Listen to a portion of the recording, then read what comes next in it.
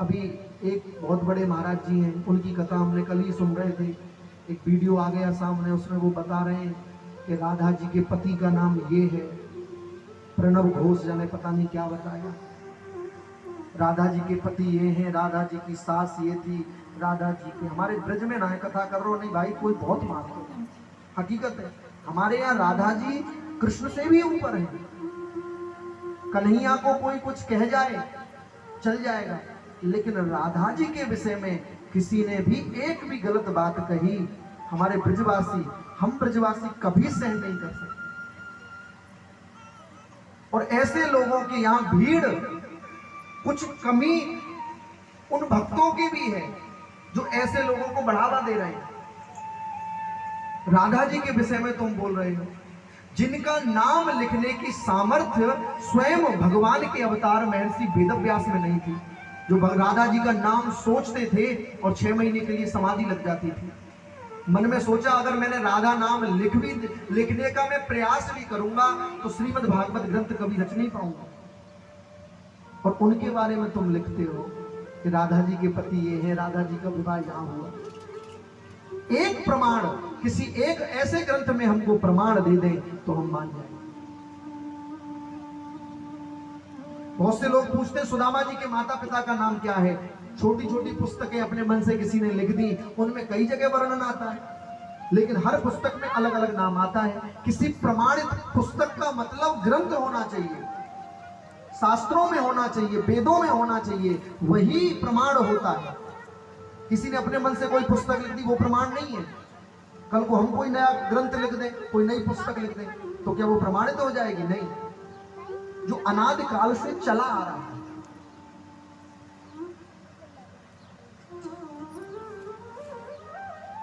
हमारे ब्रज में एक संत है, उनको पता चला ये वीडियो, तो उन्होंने तो ये कह दी वो जिस राधा की बात कर रहे हैं वो उनके घर की कोई राधा होगी। हमारे ब्रज मंडल की अलादनी शक्ति राधा नहीं है।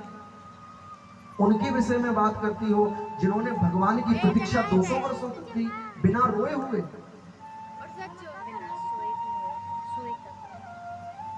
भगवान जब ब्रज को छोड़ के गए, ब्रजगोपियां रोती थी, सब रोती थी, लेकिन राधा रानी की आंख में कभी आंसू नहीं आया, क्योंकि भगवान चलते समय कह के गए थे कि तुम्हारी आंख में आंसू नहीं आना चाहिए। अगर तुमने रोना प्रारंभ किया तो इन ब्रजगोपियों को कौन संभालेगा? तुमको ऊंचा पद मिल गया, ऊंची गद्दी मिल गई, तो चाहे जो बोलो, जो मन में आए सो बोलो।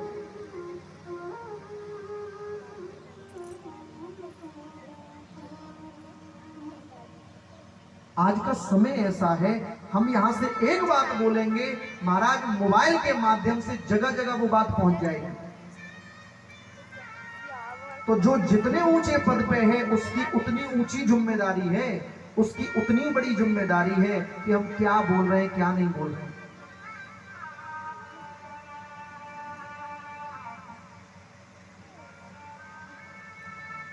इसलिए जब आप कथा श्रवण करो तो कुछ बातें जो आपको ठीक ना लगे उनको तो हकीकत में इस कान से सुनकर इस कान से निकाल देना चाहिए।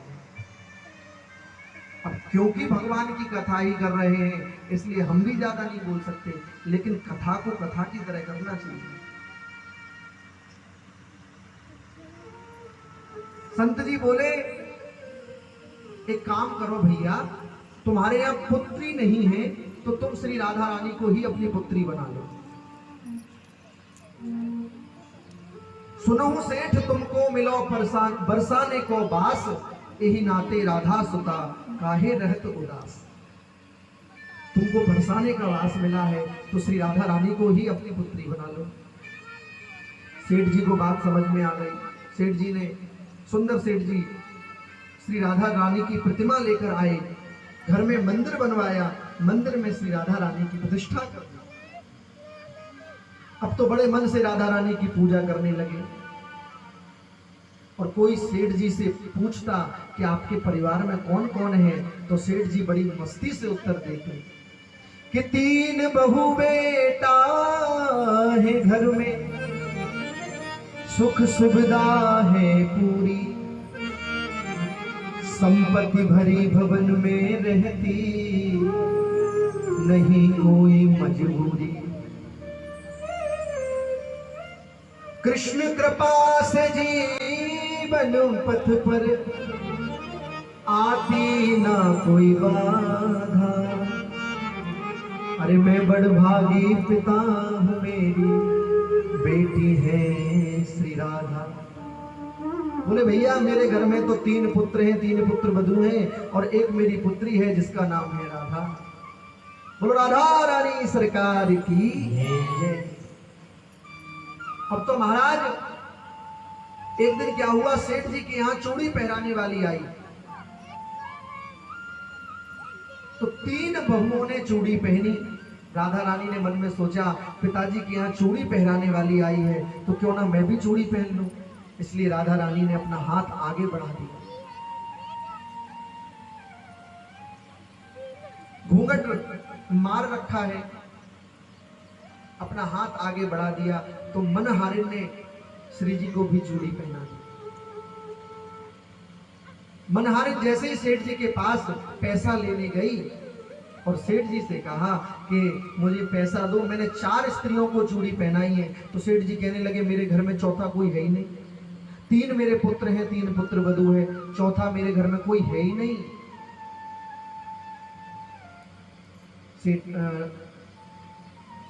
चूड़ी पहनाने वाली कहने लगी मनहारे में मैंने 4 स्त्रियों को चूड़ी पहनाई है। सेठ जी ने 3 का मोल दिया। मनहारिन उदास होकर अपने घर को चली गई। सेठ जी घर आए, घर आकर पूछा कहीं ऐसा तो नहीं है कोई पड़ोसिन आ गई हो। पुत्र वधुओं ने कहा कि नहीं पिताजी हम 3 हैं, 3 के अलावा चौथा कोई नहीं था। सेठ जी रात्रि में सो गए। जैसे ही रात्रि में सोए तो सपने में श्री राधा रानी प्रकट हो गई कि सपने में प्रकट होए बोली वृषभान लली, तनिया बनाए तात ना तो ना निभायो है। मैंने चूड़ी पहन ली नी जान कित गेह काल, आप मनहारिन को मोल ना चुकायो। तनिया बनाए तात नात ना निभायो है। राधा रानी कहने लगी स्वप्न में पिताजी आपने मुझे पुत्री तो माना लेकिन नाता नहीं निभाया। सेठ जी कहने लगे हे श्यामाजू मैं भूल गया। तो श्री राधा रानी की आंखों से आंसू आ गए। राधा रानी कहने लगी कि 3 बहू याद किंतु बेटी न याद रही।